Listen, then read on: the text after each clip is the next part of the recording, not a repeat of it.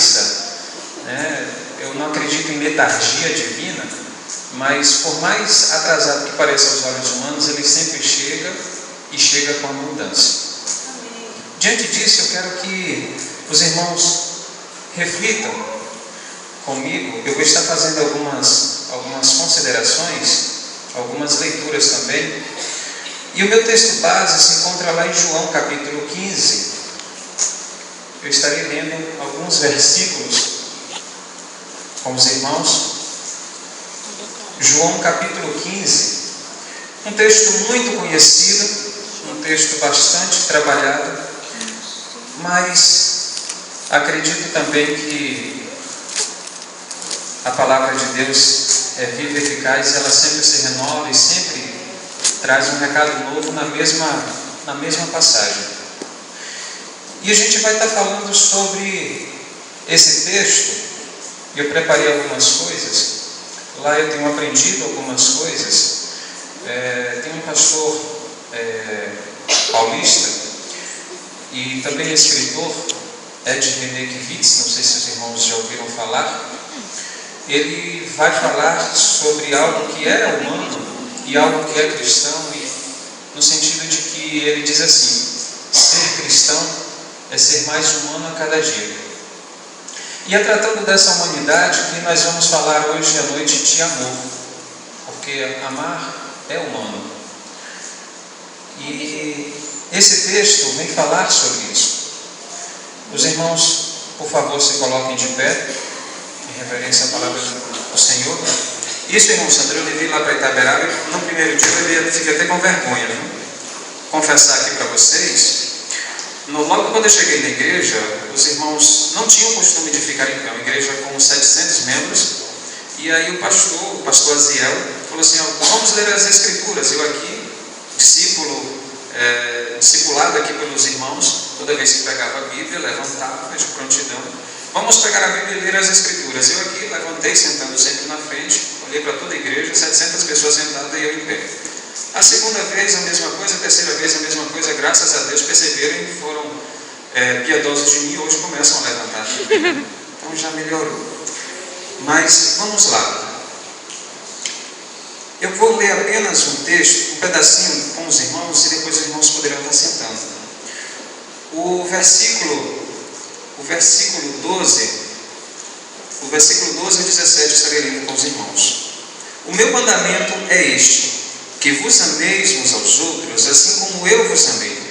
Ninguém tem maior amor do que este, de dar a alguém a sua vida pelos seus amigos. Vós sois os meus amigos, se fizerdes o que vos mando. Já não vos chamo de servo, porque o servo não sabe o que faz o seu senhor. Mas chamei-vos de amigo, porque tudo quanto ouvi do meu Pai vos dei a conhecer.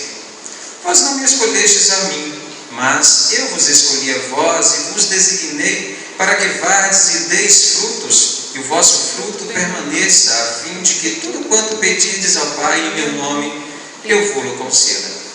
Isso vos mando, que vos ameis uns aos outros. Senhor Deus e maravilhado Pai, te agradecemos, te honramos, glorificamos o teu santo e poderoso nome, Jeová, porque o Senhor é Deus, o Senhor foi Deus e o Senhor sempre será Deus. Obrigado, Senhor, por estarmos aqui na tua casa. Obrigado, Senhor, pela vida dos teus filhos. Obrigado, Senhor, pela chuva que cai. Obrigado, Senhor, pelo alimento que o Senhor coloca em nossas mesas, Senhor. Obrigado por estarmos vivos e algumas vezes com um pouco de falta de saúde, mas o mais importante de tudo, com o Senhor em nossas vidas. Transmita o teu recado, Senhor, ao meu coração, para que eu possa também transmitir para que o Senhor também possa transmitir através de mim ao coração dos irmãos aqui presentes, em teu Filho. Amém. Os irmãos podem sentar? Esse texto, como eu disse, é muito conhecido e eu vou estar lendo ele inteiramente, posteriormente, mas, como eu disse, estaremos falando essa noite de algo que é muito humano, que é amor. Quantos aqui podem levantar as mãos ou a mão pelo menos, e dizer assim: eu amo, eu já amei, eu sou amado. Amém. Quantos aqui podem levantar as mãos e dizer assim: eu amo a Deus, eu amo a Jesus Cristo? Amém. Pois saiba que isso não é profecia, é fato. Jesus também te ama e muito. Isso está escrito aqui na Bíblia. Isso está escrito aqui. A partir do versículo 1 ele diz assim: eu sou a videira verdadeira e meu pai é o viticultor. Toda vara que em mim não dá fruto, ele a corta, e toda vara que dá fruto, ele limpa para que dê mais frutos. Vós estáis limpos pela palavra que vos tenho já falado. Permanecei em mim e eu também permanecerei em vós, como a vara que em si mesmo não pode dar frutos. Se permanecer na videira, assim também vós, se não permanecerdes na videira, assim também vós não permanecereis em mim. Eu sou a videira e vós sois as varas. Quem permanece em mim e eu nele, esse dá muito fruto, porque sem mim nada podeis fazer. Quem não permanece em mim será logo lançado fora como vara e seca, tais como as varas que são recolhidas e lançadas ao fogo para serem queimadas. Se vós permanecerdes em mim e as minhas palavras permanecerem em vós, pedireis o que quiserdes e vos será feito. Nisto é glorificado meu Pai, que deis muito fruto, e assim sereis os meus discípulos. Como meu Pai me amou, assim também vos amei a vós. Permanecei no meu amor. Se guardardes os meus mandamentos, permanecereis no meu amor, do mesmo modo que tenho guardado os mandamentos do meu Pai, e permaneço no seu amor. Estas coisas vos tenho dito para que o meu gozo permaneça em vós e o vosso gozo seja completo. E o meu mandamento é este: que vos ameis uns aos outros, assim como eu vos amei. Ninguém tem maior amor do que este, que poderia dar a vida por outros amigos. Vós sois os meus amigos. E se fizerdes o que eu mando, já não vos chamo de servo, porque o servo não sabe o que o seu Senhor faz. Agora o chamo de amigo, porque tudo quanto ouvi do meu Pai vos dei a conhecer. Vós não escolhestes a mim, mas eu escolhi a vós e vos designei para que vades e deis frutos, e o vosso fruto permaneça, a fim de tudo que pedirdes ao Pai, Ele vos conceda. Amém. Eu fiz questão de ler com os irmãos e de ler o texto inteiro sozinho, para que os irmãos pudessem chegar ao entendimento que eu cheguei. Que Deus nos ama, a gente sempre sabe, sempre soube, perdão. Mas será que a gente sabe realmente amar a Deus? Eu peço aos irmãos que prestem bastante atenção e que cada palavra que seja dita, se realmente for sair do coração de Deus, que os irmãos tomem para si, não seja como crente pai e crente inchada. Já ouviram falar isso? Crente pai e crente inchada? Crente pai é aquele crente que o irmão, o pastor, o pregador está falando assim: meu irmão, você tem que abrir o olho. Ele, opa, joga para o vizinho: cadê fulano que não está aqui agora? Ele fala assim: meu irmão, você tem que se consertar, você fazer isso, aquilo, outras coisas assim, não está certo. Ele, opa, fulano. Meu irmão, você tem que ser mais flexível. Opa, fulano. Já o crente inchada, não. Quando o pregador fala isso, ele, opa, é para mim. O pregador está falando aqui, pode ser aquela cajadada mais forte que o cidadão chega e desmonta. Ele, opa, é para mim. Então, se você sentir que essa palavra é do Senhor, tome isso para você. Amém? O resumo desse texto é que Jesus é a videira verdadeira. E cada seguidor, cada cristão é um ramo dessa videira. Videira, para aqueles que não conhecem, é uma árvore, é uma planta onde crescem as uvas. Tá certo? A árvore, a planta que faz com que as uvas nasçam é uma videira, assim como a maçã, a macieira e por aí vai. Depois da última ceia, Jesus chega para os discípulos. Jesus chama os discípulos e foram lá para o monte, foram andando para o Monte das Oliveiras, e ele vai falar, ele vai narrar, ele vai contar essa história da videira. Videira que na região ali, na cultura daquele povo, era uma planta importante e ao mesmo tempo não era uma planta luxuosa, podemos dizer assim. Não era um carvalho que fazia sombras, que dava ótimos móveis, mas ao mesmo tempo era uma planta que dava um alimento e que esse alimento geraria um líquido ao qual as pessoas beberiam, se alegrariam, festejariam. E ao mesmo modo, a videira é uma planta extremamente, digamos assim, perseguida. Por quê? A videira, como eu disse, ela dá uvas, e as uvas, para que elas sejam consumidas como líquido, elas são amassadas, são trituradas, pisoteadas, para que as pessoas possam beber o seu suco, para que as pessoas possam beber o seu extrato. Jesus disse que nós somos essas videiras e que nós temos que dar esses frutos. Nós um dia fomos esse fruto que foi produzido por uma videira, por um ramo dessa videira. Por isso hoje você pode ter sofrido, aliás, por isso há algum tempo você pode ter sofrido, ou por isso hoje você pode estar sofrendo alguma coisa, desde que você esteja diante de Deus, e está sofrendo porque você está passando por esse processo de aperfeiçoamento, digamos assim, para estar sendo extraído esse suco. Mas esse não é o caso. O que eu quero trabalhar, tentar falar para os irmãos aqui nessa noite, é que durante o caminho, Jesus usou essa ilustração e ele disse assim: eu sou a videira. Em vez de escolher palmeira, cedro, como eu estava dizendo, a videira ela não pega grandes estrelados, a videira ela não tem grande serventia a não ser produzir o vinho.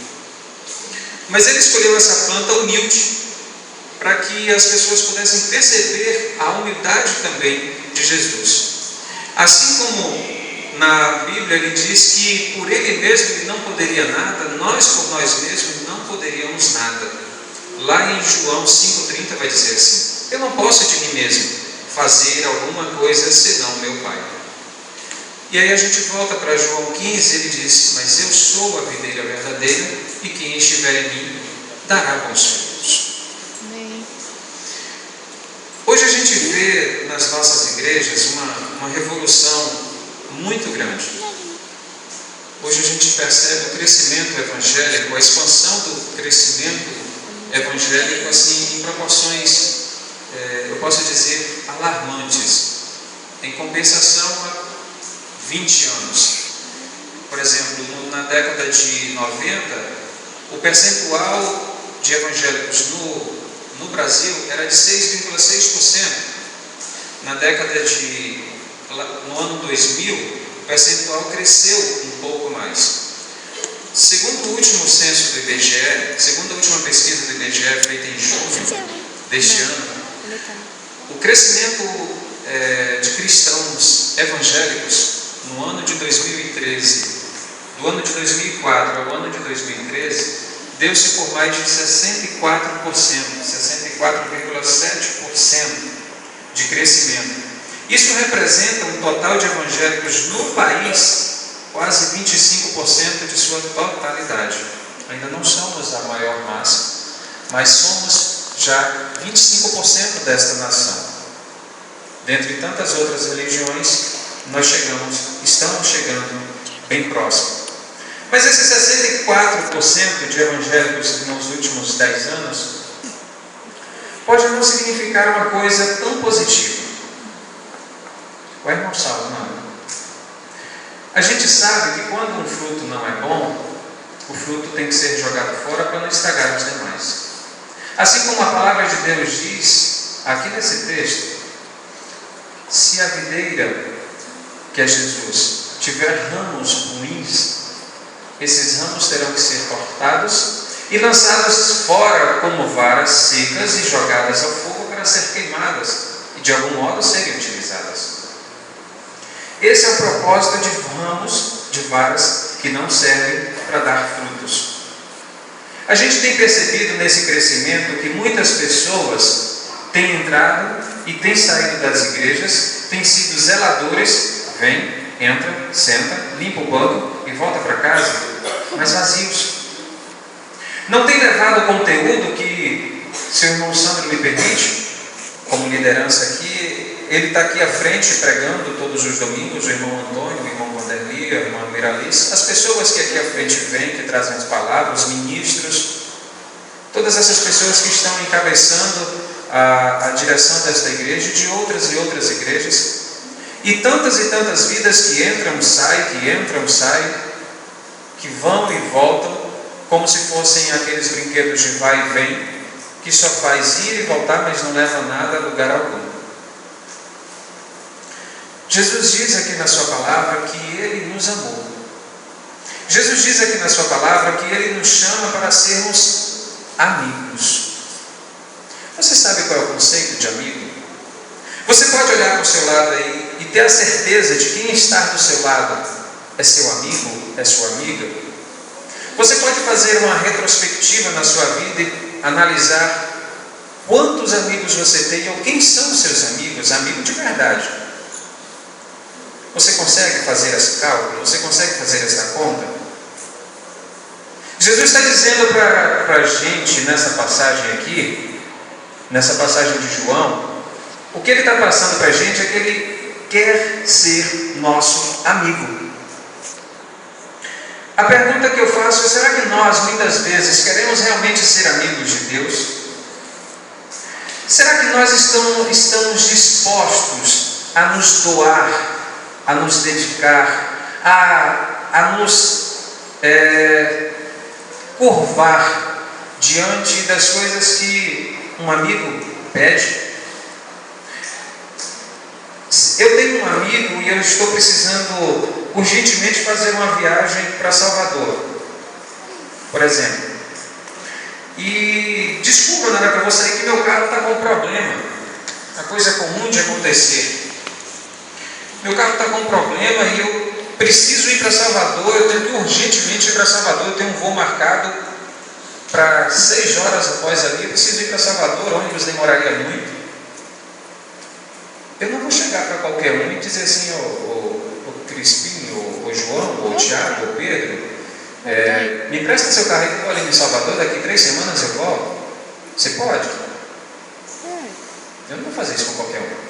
Eu vou chegar para a pessoa que eu mais confio e dizer assim: ô Pedrão, e aí tem como você me arrumar o carro, cara? Eu preciso ir ali em Salvador, eu tenho um voo. Ou então você me leva lá, eu abasteço o carro, você volta, você sabe dirigir de volta?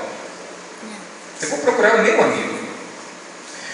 Só que às vezes, e essas vezes são muitas vezes, eu ajo com Jesus como aquele colega, não como meu amigo.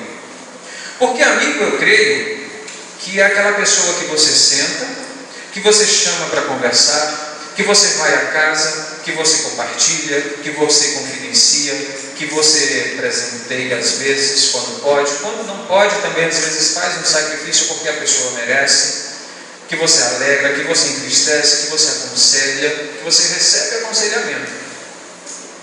Com Jesus é diferente com a gente. Pelo menos comigo, boa parte da minha vida foi diferente. Com Jesus é assim. O bolso está puro, e aí o negócio pegou, o trabalho está pegado, está longe de casa, chega, corre para Jesus. Ô Jesus, ajuda aí, manda a bênção, Jeová. A gente faz assim. Mas Jesus aqui na sua palavra está nos chamando para sermos amigos. Aliás, Ele diz que Ele é meu amigo.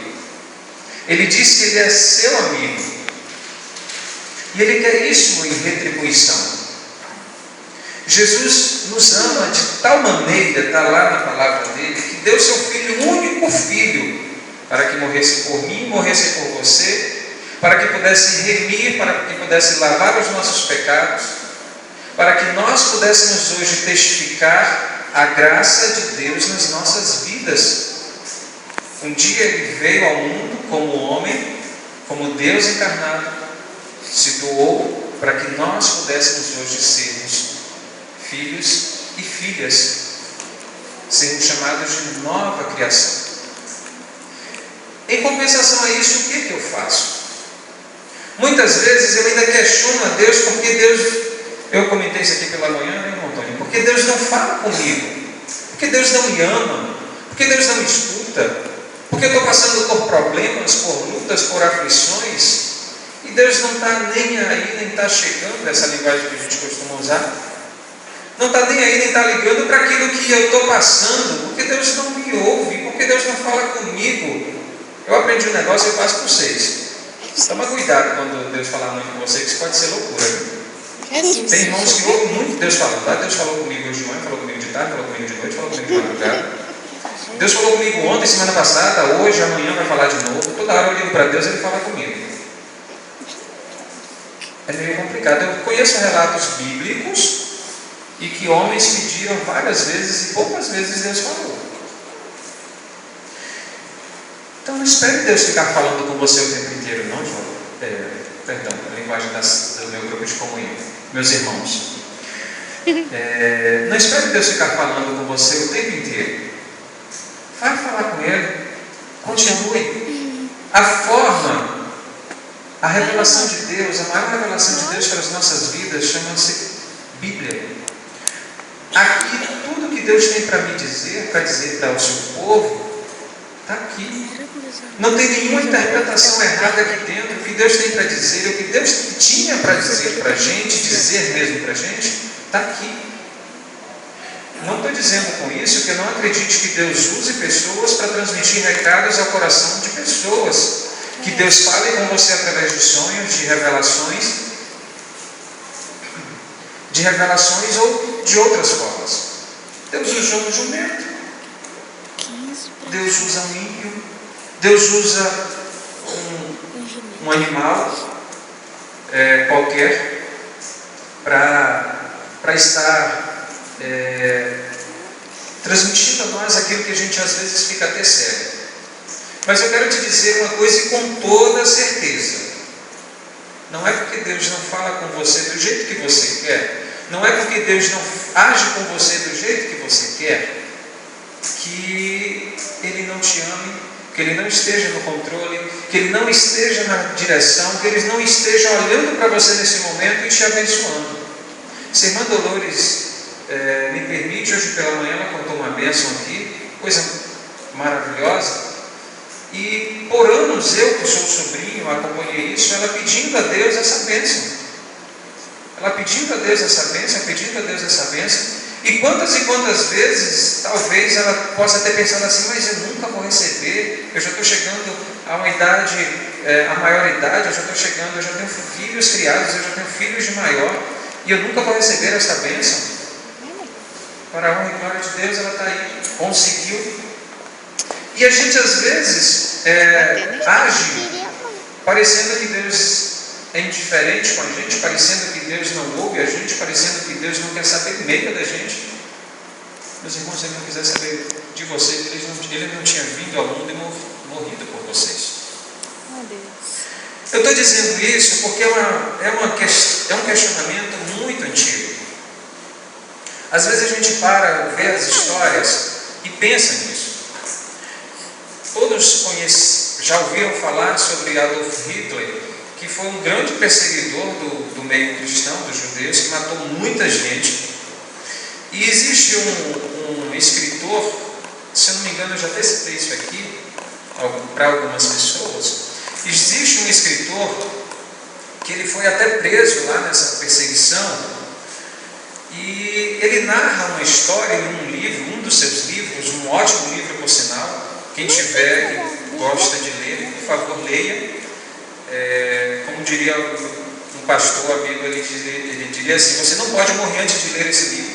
É um romance do Fyodor Dostoiévski, que fala sobre a história dos irmãos Karamazovs.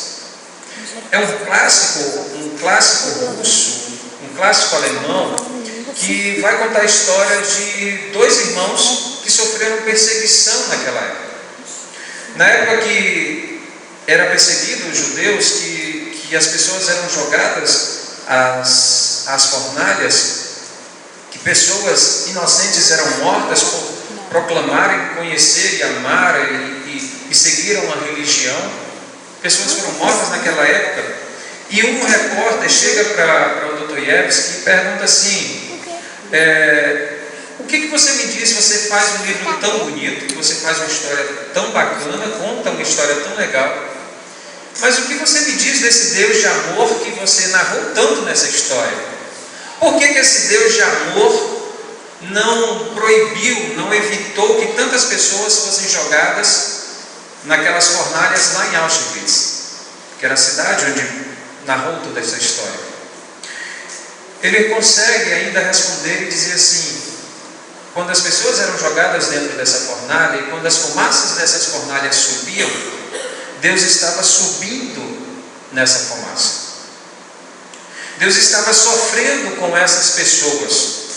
Deus estava, de certo modo, metaforicamente falando, Deus estava também morrendo junto com essas pessoas. A dor que você sente é a dor que Ele sente. Não é porque você está passando por dificuldade, a dificuldade já tem 2, 3, 4, 5, 10 anos, que as coisas sejam do modo, que as coisas não sejam na sua vida uma vontade de Deus, ou que as coisas que você tenha não seja do seu agrado, que Deus não está para você. Eu já acabei até saindo um pouco do que eu estava querendo dizer, mas eu quero mostrar para vocês que às vezes a gente reclama tanto e de barriga cheia, que Deus acaba nos deixando e nos dando algumas revelações que machucam, que ferem, que doem. Por exemplo, coisa maravilhosa, hoje eu tive que vir encapuzada, porque de manhã eu cheguei aqui e tinha 2 ar, não sei qual é a pluralidade disso aí, 2 ares condicionados. Os professores aí me ajudem. Um negócio desse aí gelando aqui dentro, coisa maravilhosa. Quantos e quantos anos a gente passou calor aqui dentro, com 2 ventiladores de teto, o chãozinho vermelho, como a minha irmã Sabrina falou, 2 ventiladores de teto, e ainda quando a gente fazia as apresentações teatrais aqui, a pólvora subia com o irmão Cristo, aqueles negócios assim, né? E passamos um aperto grande. Hoje, graças a Deus, a gente pode perceber essas maravilhas dele aqui dentro. E muitas vezes na nossa vida é assim. A gente reclama porque não tem um carro legal, a gente reclama porque não tem uma casa legal. Mas você já parou para pensar que você tem um carro que não te deixa andar na chuva? Ou você já pensou que mesmo que a casa não seja sua, você mora numa casa? Milhares de pessoas não têm nenhum teto. Não tem nenhum teto. Eu conheci, assim, tive um contato com um advogado que mora na rua. Advogado. Estudou, batalhou, correu atrás, se formou, passou uma das provas mais difíceis do país, que é a OAB, mora na rua. Tantas coisas podem acontecer na sua vida que você pare e reflita e pense: não era para ser assim. Deus não está comigo. Deus não me ama. E o pior de tudo é que a gente acaba chegando nessa conclusão: Deus não me ama. E o que ele diz na palavra é algo totalmente contrário a isso. Uma das coisas que me fazem entender que Deus nos ama de qualquer maneira é a história de Pedro. Logo depois da ressurreição, o terceiro reencontro de Jesus com os seus discípulos, Jesus chega para os seus discípulos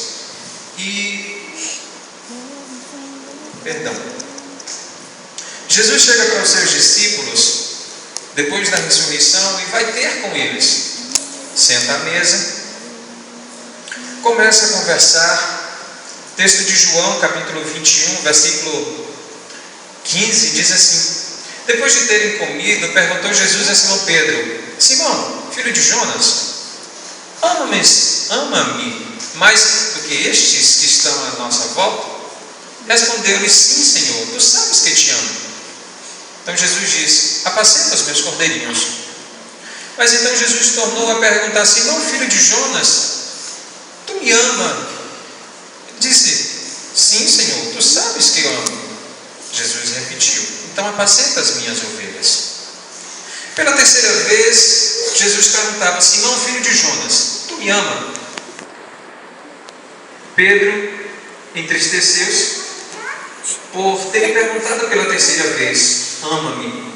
E respondeu: Senhor, tu sabes de todas as coisas, e tu sabes que eu te amo. E disse-lhe Jesus: apacenta as minhas ovelhas. Na versão original dessa palavra, desse versículo, desse texto, no contexto histórico, aqui existem duas palavras quando trata-se da pergunta: tu me amas? A gente sabe que existem três palavras que dão sentido ao amor: eros, correto? Ágape e philos. São os três conceitos, são as três palavras que representam amor lá no grego, lá no latim. Quando Jesus pergunta aqui para Pedro: Pedro, tu me amas? Jesus está perguntando para Pedro assim: Pedro, tu, ágape. Ágape é um amor, como é que eu posso explicar para os irmãos? Ágape seria aqui um significado de amor natural, um amor mais próximo. Não significa necessariamente apenas o amor de Deus nas nossas vidas. De um modo muito sucinto, é o amor da gente também entre irmãos. É um amor mais puro. É um amor que não teria nenhuma ligação, digamos, sexual. Só que quando Jesus pergunta para Pedro assim: Pedro, tu me ama? Pedro, ágapo, do latim, tu me ama? Pedro responde para Jesus assim: Senhor, eu filéu. Filéu, que seria a gente usa hoje uma palavra chamada filantropia, que seria de caridade, seria um amor de caridade. Pedro está querendo dizer para Jesus assim: Senhor, eu gosto de você. Jesus novamente pergunta: mas Pedro, tu me ama? Pedro diz assim: Senhor, eu filéu, eu gosto. Jesus, não contente, novamente pergunta: mas Pedro, me diz aí, vem cá, tu é meu amigo, tu me ama? Senhor, Pedro era meio zangado, né? Um dia cortou a orelha lá do soldado, quando Jesus foi preso. Ele disse assim: Senhor, tu sabes de todas as coisas, tu conheces o meu coração, e tu sabes que eu gosto mesmo do Senhor, e acabou. O negócio é esse, papo direto aqui com o Senhor, que não dá para esconder nada mesmo, você já descobriu quem era o traidor antes, na ceia passada. Então você sabe mesmo que eu gosto de você. Esse texto vai narrar justamente o nosso comportamento diante de Deus. Pedro era lado a lado com Jesus. Existiam aqueles que eram mais chegados a Jesus. Dos 12, existiam 3. E mesmo assim, esses mais chegados ainda não conseguiam sentir o que realmente deveriam sentir diante das maravilhas que Deus fez. A proposta que Deus traz para a gente para as nossas vidas é que a gente se dedique a Ele de modo que possa pelo menos chegar a uma pequena porção daquilo que Ele faz por nossas vidas. Jesus nos ama e Ele pede que pelo menos a gente demonstre isso de alguma forma. Qual seria? Buscando, amando em retribuição, vivendo a sua palavra. O que pode ser feito? Eu quero ler aqui para os irmãos um trecho de um livro que, para mim, não é um livro evangélico, mas é um livro que faz parte da literatura. Não é um livro brasileiro, ao contrário, é um livro francês, mas faz parte da literatura brasileira. Um livro muito conhecido, do Antoine de Saint-Exupéry, que é O Pequeno Príncipe. Esse livro vai falar um negócio interessantíssimo, tratando a história de um príncipe dialogando com uma raposa. E diz assim, no diálogo entre eles: bom dia, disse a raposa. Bom dia, respondeu polidamente o príncipezinho, e se voltou, mas não encontrava de onde vinha. Eu estou aqui, disse a voz, debaixo de uma macieira. Que Quem és tu? Perguntou o príncipe. Tu és tão bonita. Eu sou uma raposa, disse ela. Vem brincar comigo, propôs então o príncipe, pois estou tão triste.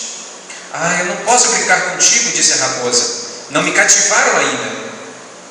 Desculpa, disse o príncipe. Após uma reflexão, ele acrescentou. Mas me diga, o que é cativar? Tu não és daqui, disse a raposa. Então o que procuras? Eu procuro homens, disse o príncipe. Mas o que quer dizer cativar, raposa? Homens, disse a raposa. Os homens têm fuzis, espingardas, eles caçam. É bem cômodo. E também criam galinhas. É a única coisa de interessante que eles fazem. Tu procura galinha? Não, disse o príncipezinho. Eu procuro amigos. Mas me diga, o que é cativar? Cativar é uma coisa muito esquecida, disse a raposa. Significa criar laços. Criar laços? Indagou o príncipe. Exatamente, disse a raposa. Tu não és ainda para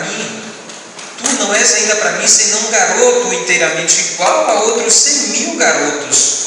Eu não tenho necessidade de ti. E tu não tens também necessidade de mim. Não passo aos teus olhos de uma raposa igual a outras 100.000 raposas. Mas se tu me cativas, nós teremos necessidade um do outro. Serás para mim o único no mundo, e eu serei para ti única no mundo. Começo a compreender, disse o príncipe. Existe uma flor.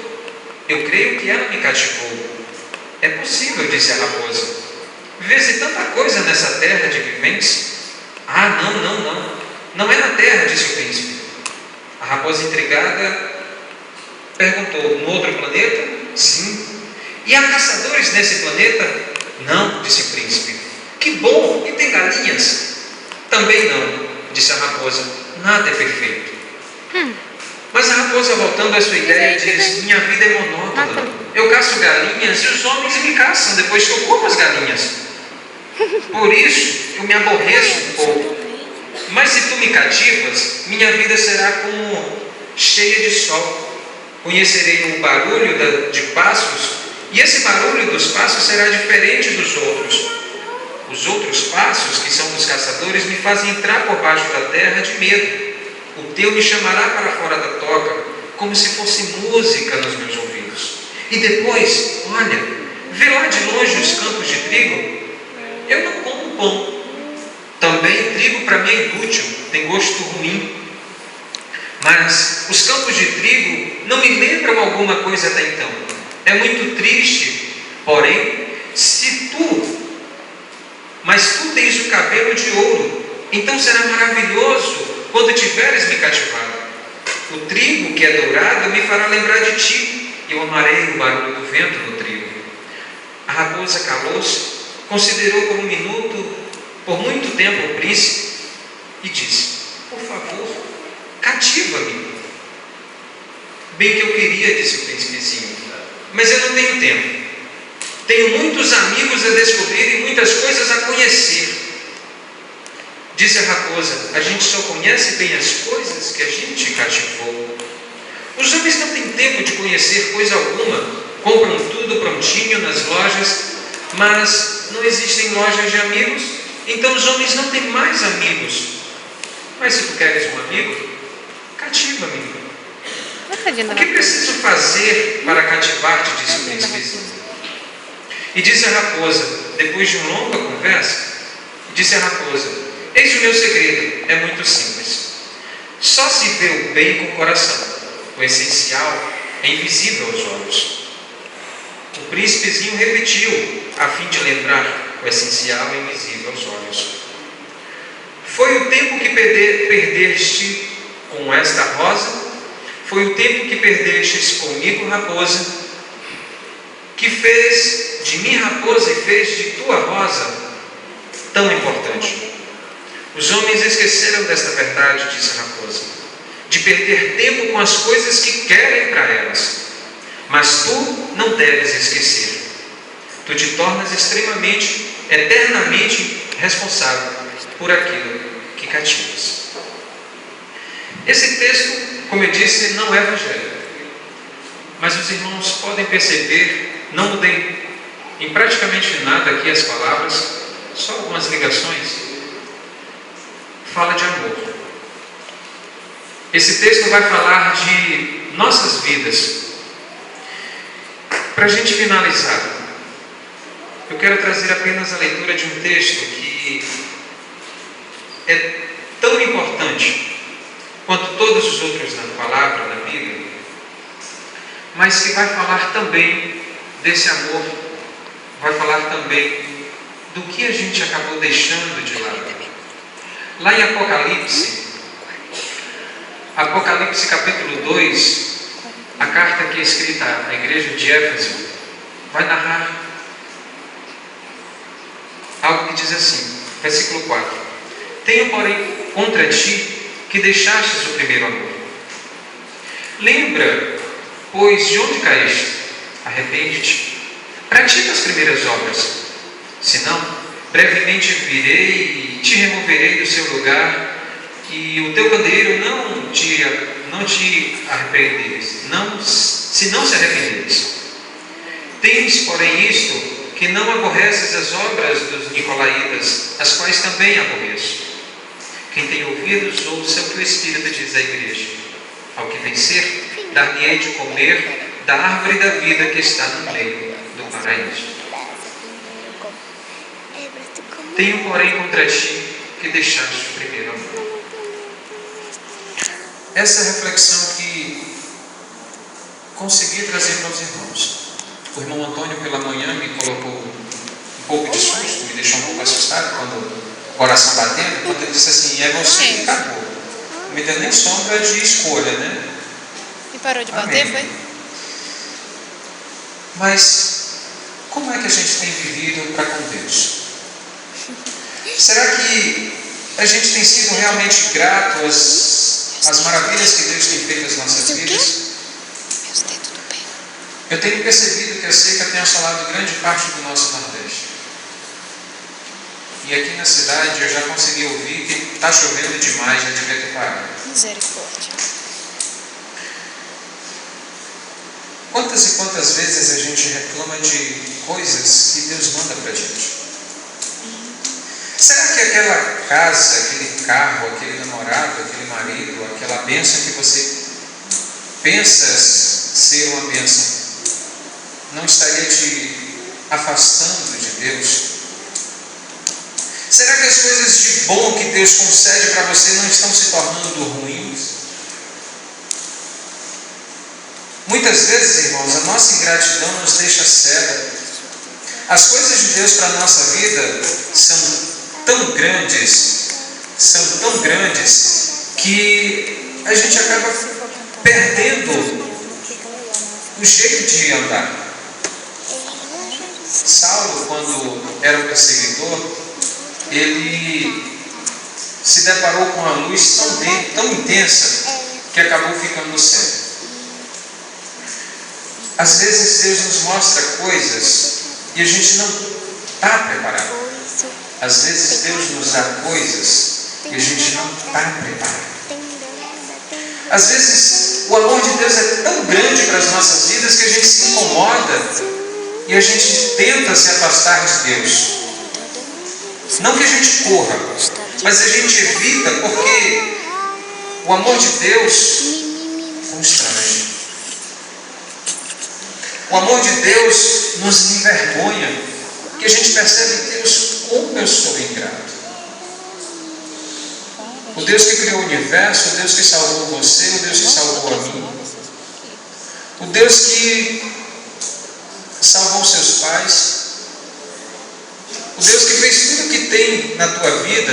Eu digo que foi Deus porque sem Ele você não conseguiria chegar, porque é com Ele que às vezes você conversa quando ninguém mais te escuta. Infelizmente, irmãos, a gente usa dessa desculpa de que a gente não consegue mais conversar com Deus e carrega isso para o resto da vida. Quantas e quantas vezes a gente fica sem falar com Deus porque a gente não consegue ouvir Deus falar com a gente? Quem tem ouvidos, ouça o que o Espírito diz às igrejas. Arrependa-te e volta ao primeiro amor. Lembra de onde você caiu. Jesus é essa raposa. Na história, Jesus seria essa raposa. Ele está falando para você assim: ei, me cativa. Eu estou aqui, ó. Vem cá. Eu preciso de você, eu preciso ter você ao meu lado. Eu preciso que você demonstre que eu sou importante na tua vida. Mas muitas vezes a nossa importância, aliás, a importância de Deus nas nossas vidas é aqui na igreja. Nós hoje somos igrejas introvertidas, digamos assim, igrejas para dentro. Quando o propósito de igreja é ser igreja para fora. O que Deus quer para as nossas vidas, irmãos, o que Deus quer para a minha vida, é que apenas eu ame. Quem é casado sabe que muitas vezes, por amor, ele tem que fazer coisas que para ele é difícil, mas ele faz. Quem tem namorado, quem tem namorada, muitas vezes tem que ir de encontro à sua personalidade, ao seu gênio, que muitas vezes é forte, porque ama aquela pessoa a qual está namorando. Daniela mais claro. Quem tem um amigo, quem tem uma amiga, quem tem um irmão, por amor, muitas vezes faria coisas que seriam difíceis fazer para um estranho. Vocês conhecem uns aos outros, e eu tenho certeza que aqueles que são mais chegados, se um dia um ou outro estiver precisando de ajuda, estiver sentado na rua chorando, estiver, quem sabe, em uma cidade grande precisando de um amparo, e você se deparar com aquela situação, você vai chegar até ele e você vai falar assim: ei, vem cá, me dá a mão. Porque você é amigo, porque você ama. Quando você chega em casa que seu pai teve uma discussão séria com sua mãe e parece que vai acabar ali, é separação, é final. Você chega para o seu pai e consegue falar uma coisa que, se você planejasse, não conseguiria. E você consegue dar o ombro para o seu pai consegue se confortar, sua mãe consegue se confortar, porque você está ali se dedicando, se doando a uma pessoa que você ama. Em retribuição, essa pessoa fica mais próxima de você. Jesus está te convidando para cativar a Ele.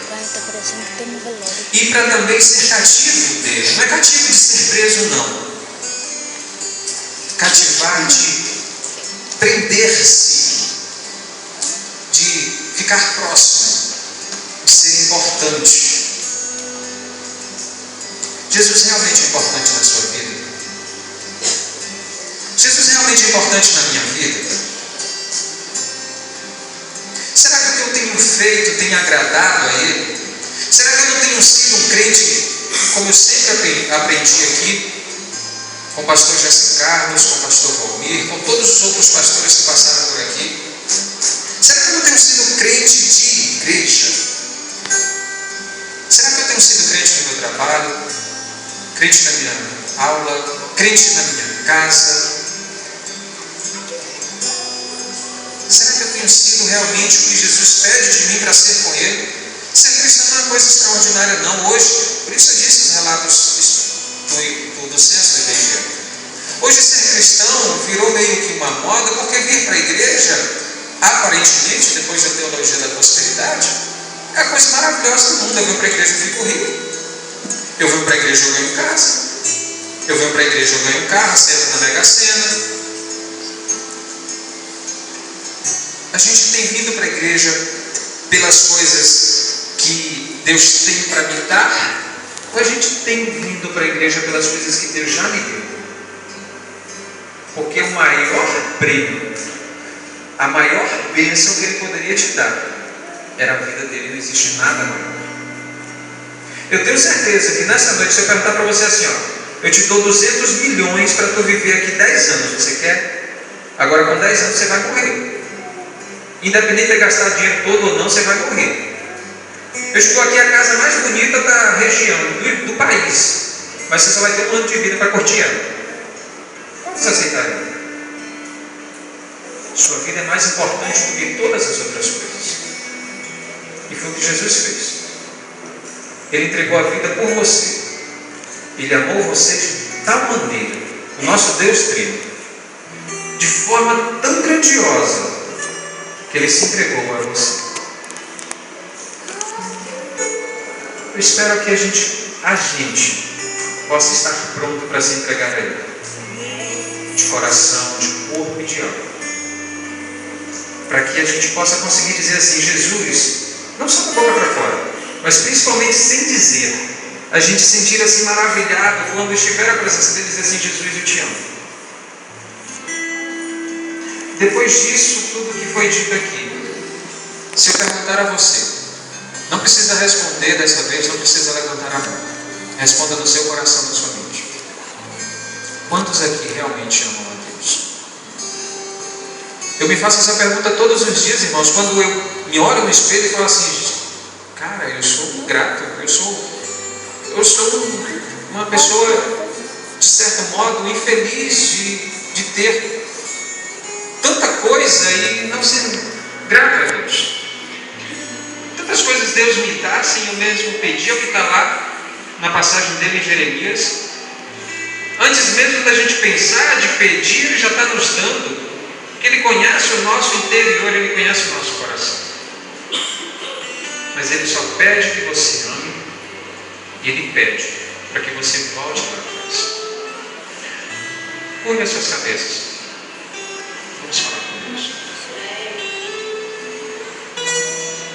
Senhor Pai, eu te agradeço porque o Senhor me ama.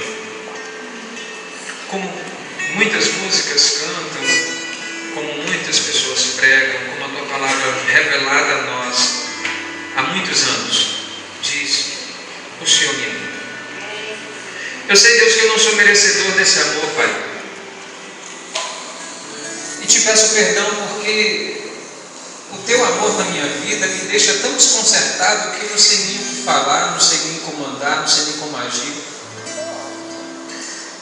Eu sei, Deus, que eu preciso de uma mudança, eu preciso de uma metanoia, eu preciso de uma mudança de hábito, uma mudança de postura, uma mudança de pensamento e começar a acreditar que o amor do Senhor é tudo que eu preciso. Eu não preciso correr atrás de bênçãos, eu não preciso correr atrás de bens, eu preciso correr atrás do Senhor. A Tua palavra diz que se a gente se chegar a Ti, o Senhor vai conceder as coisas que a gente precisa e que a gente pede. Que a gente precisa e que a gente pede. Pai, perdoa os nossos corações por muitas vezes levarmos a vida de qualquer jeito, por muitas vezes vivermos de qualquer forma, por muitas vezes não Te amarmos nada, nem como deveria, não Te amarmos nada. Porque se Te amássemos, pelo menos uma vez na vida, a gente conseguiria olhar e perceber e voltar. Eu falo isso de mim, Deus. Limpa meu coração, esvazia o meu coração para que eu possa conseguir, Pai, encher ele do Teu amor. Esse amor que modifica, esse amor que transforma, esse amor que constrange, esse amor que nós não merecemos. Obrigado, Senhor, por estarmos vivos. Obrigado, Senhor, por estarmos aqui na Tua casa. Abençoe cada um aqui, ó Deus, de forma única, de forma singular. Leve os seus lares, leve as suas casas, abençoe a sua semana. O ano se finda, Pai, e a gente planeja sempre um ano novo. Então, que as coisas do ano que vem sejam diferentes, que as renovações realmente aconteçam, que os planos realmente se firmem. Abençoe, Deus, a vida dessas pessoas, nós Te pedimos. Abençoe a liderança dessa igreja, as pessoas que coordenam, as pessoas que batalham, as pessoas que às vezes sentem um pouco de dor, de cansaço por estarem na frente, por estarem recebendo de peito aberto as dificuldades que vêm na igreja. Que o Senhor possa estar protegendo, suprindo as necessidades dos presidentes, dos diretores, dos coordenadores. Que o Senhor possa estar abençoando em toda esta igreja que tem crescido esta igreja que tem buscado, e esta igreja, Deus, que tem também te amado. Conceda a nós esta graça. Em nome do teu Filho amado, te agradecemos.